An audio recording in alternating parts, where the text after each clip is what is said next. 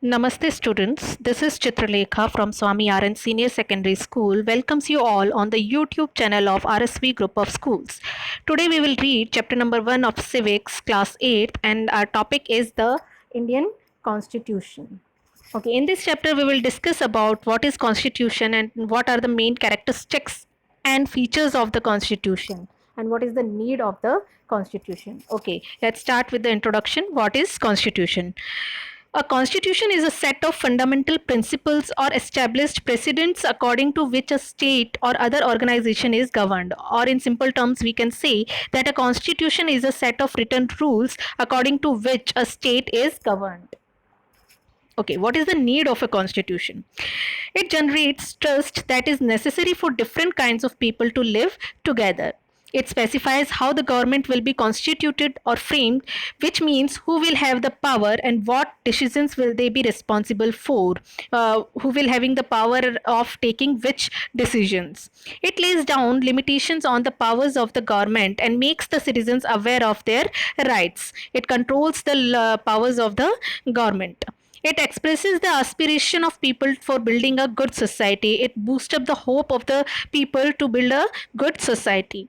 It defines the nature of political system of a country. It provides a set of rules that allow the minimal coordination amongst member of society. It enables the government to fulfill the separation of a society and create conditions for just society. Okay, the characteristics of Indian Constitution. The Constitution of India has some distinct and unique features as compared to other constitutions to the world. Dr. Ambedkar, the chairman of drafting committee, puts it, the framers had tried to accumulate and accommodate the best features of other constitutions. The framers, the makers of the constitution, they adopted some best features of other countries' constitutions, keeping in view the peculiar problems and need of our country. Okay, the main characteristics are it is the longest written constitution, partly rigid and flexible, democratic republic, parliamentary system of government, a federation, fundamental rights, directive principles of state policy, fundamental duties, secular state, and independent judiciary, single citizenship. Okay, let's briefly discuss these characteristics.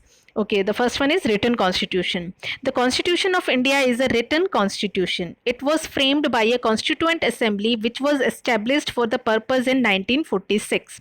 The framers of our constitution tried to put everything in black and white. Black and white here means in written form. The lengthiest constitution in the world. The Constitution of India is the longest in the world. Indian Constitution has 395 articles originally. Originally means when the Constitution was framed, it is having 395 articles. But now there are 447 articles divided into 22 parts and 8 schedules. Okay, unique blend of rigidity and flexibility. Our constitution is both rigid and flexible. Indian constitution, though written, is sufficiently flexible. In few provision, it is necessary to take consent of half of state legislature, otherwise amendment by special majority of parliament. So far, 98 amendments are made in 65 years. Okay, single citizenship. In India, there is only single citizenship. All Indians are Indian. They are the citizen of India. He is not a citizen of any Indian state. Single citizenship is meant to national unity and national integration. Okay, unique blend of federal and unitary features. Both are present in our governmental form. Normally, constitution works as federal, but during emergency, it becomes unitary. Federal means the power, the separation of the power means the power is divided into different levels, that is union, state and local. But during emergency, it becomes unitary, means the power centralized in union government. Adult suffrage. Voters must be 18 years of age.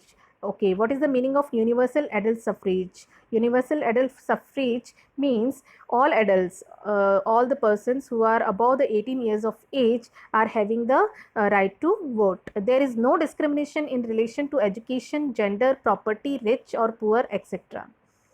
Okay, next is fundamental rights. Fundamental rights are in part 3 of constitution. Our constitution provides us some rights. Article 32 constitutional remedy provide a person can directly move to Supreme Court in violation of fundamental rights. Article 226 provides the same to directly move to High Court. Okay, let's briefly discuss this 6 fundamental rights which the constitution provides us. First one is the right to equality. It means that all person or all citizens in India are equal before law. They have equal access to the public places. In workplaces, all employees are treated equally. There is no discrimination on the basis of caste, gender, class, etc. The right to freedom. It means that all citizens are free to express their views, they are free to give speeches, they are free to form associations and unions, they are also free to move or to reside in any part of our country. The right to freedom from exploitation means nobody can be exploited. According to this, the children below the age of 14 years are prohibited to work in dangerous places like factories or mines. Human trafficking is also prohibited. Okay, cultural and educational rights. Cultural and educational rights means mainly for the minorities. They are allowed to establish their own educational institutions to preserve their culture. The right to constitutional remedies means if any citizen found that his or her rights are violated by anyone, then they can directly move to the court. Okay, next is parliamentary form of government. The Indian Parliament is a bicameral legislature. It consists of two chambers, the upper chamber known as Rajya Sabha, or we can say the upper house. It consists of the president, and lower chamber is known as Lok Sabha. Okay, the Rajya Sabha, it is the upper house of the parliament, and Lok Sabha, it is the lower house of the parliament.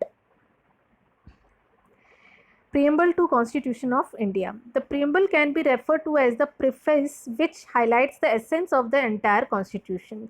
It was adopted on 26 November 1949 by the Constituent Assembly and came into effect from 26 January 1950. The preamble to the Constitution of India is a brief introductory statement that sets out the guiding purpose and principle of the documents. Okay, in simple terms, we can say that preamble is the introductory statement of the constitution. Okay, the meaning. The first word of the preamble, we the people, signifies that the power is ultimately vested in the hands of the people of India. It means that the power rested in the hands of the people. So far, that preamble has been amended only once in 1976 by 42nd Amendment, which inserted the words socialism, secularism and integrity. These words are inserted through an amendment through 42nd Amendment in 1976. A brief description of these concepts is given in the following slides. Okay, first one is sovereign. The word sovereign means supreme or independence. Independent country, we can say. India is internally and externally sovereign. Externally free from the control of any foreign power, and internally it has a free government which is directly elected by the people and makes laws that govern the people. Our India is a sovereign country because it is not under the control of any foreign power, and internally the government is free to work and it is directly elected by the people. Okay, socialist. Even before the term was added by the 42nd Amendment in 1976, the constitution had a socialist content in the form of certain directive principle of state policy. The term socialist here means democratic socialism, that is achievement of socialistic goals through democratic, evolutionary and non-violent means. Socialist here means that the government works for the welfare of the people. It spend all its budget to the for the welfare of its citizens. Okay, secular. Secular means the relationship between the government and the people which is determined according to constitution and law. By the 42nd Amendment, the term secular was also incorporated in the preamble. Secularism is the basic structure of the Indian constitution. The government respects all religion. Our country is a secular country. Here secular means that the government respects all religion. No religion is given preference over the other. Okay, democratic. The first part of the preamble, we the people of India, and its last part, give to ourselves this constitution, clearly indicates the democratic spirit involved when in the constitution. India is a democracy. The people of India elect their government at all levels, union, state, and local, by a system popularly known as the as one man, one vote. Okay, what does the democratic means? Democratic means the government is elected by the people directly or indirectly at all the levels. Levels means union, state, and local levels, and each one person, one vote, one value. Republic, as opposed to a monarchy in which the head of state is appointed on hereditary basis for a lifetime or until he abdicates from the throne. A democratic republic is an entity in which the head of the state is elected directly or indirectly for a fixed tenure. The leader of the state is elected by the people. In the republic, the leader of the state is elected by the people for a fixed time period. Justice. The term justice in the preamble refers to three varying aspects: political, social, and economic, which are secured through different provisions of fundamental rights and directive principle of state policy. Okay, liberty. Liberty means freedom. The ideal of liberty refers to the freedom on the activities of Indian nationals. All the citizens are secured with liberty of thought, expressions, belief, faith, and worship through the fundamental rights. The fundamental right, the right to freedom. However, liberty does not mean freedom to do anything, and it must be exercised within the constitutional limits. Okay, here the liberty doesn't mean that people can do whatever they wants to do, but they have to enjoy this right within the constitutional limits. Equality. This envisages that no section of the society enjoys special privileges and individuals are provided with adequate opportunities without any discrimination. Again, there are three dimensions of equality: political, economic, and civics. Okay, equality means all the peoples are equal before the law. No one can be discriminated on the basis of their caste, class, gender, etc. Fraternity. This refers to a feeling of brotherhood and a sense of belonging with the country among its people. Okay, fraternity means brotherhood, or we can say in Hindi, bhaichara. Framing of Constitution of India. First Constituent Assembly of India. The Constituent Assembly was elected to frame the Constitution for India. Uh, Election for the Constituent Assembly was held in July 1946, and this Constituent Assembly started making constitution in December 1946. It took 2 years, 11 months, and 18 days to complete the constitution, and finally on 26th November 1949 our constitution was completed, but it was imposed on 26th January 1950. Okay, what are the objectives of the Constituent Assembly? To set up a Union of India comprising British India and the princely states. As we all know that before independence, our India was divided into small princely states and British India. So it is the main objective for the Constituent Assembly to unite the India.